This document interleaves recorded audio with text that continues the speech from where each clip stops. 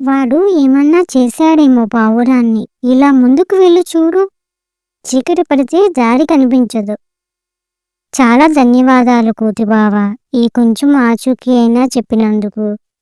మధ్యాహ్నం నుంచి అడవిలో తిరుగుతున్నా పావురం ఆచూకీ ఎక్కడా కనిపించలేదు అని అక్కడి నుంచి బయలుదేరింది.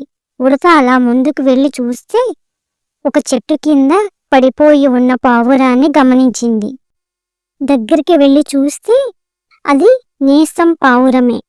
పక్కనే ఉన్న మడుగులో నీళ్లు తెచ్చి తాగించింది. ఉడత పావురాన్ని కొంచెం సేపు నిమిరింది, సపర్యలు చేసింది. నిదానంగా లేచింది పావురం. ఏమైంది? ఎందుకు పడిపోయావు? వడదెబ్బ తగిలిందా అని ఉడత అడుగుతుంది. లేదు, ఒక వేటగాడు బాణంతో కొడితే గురి తప్పి తగలడం వల్ల పడిపోయాను. ప్లీజ్ సబ్స్క్రైబ్ చేసుకోండి.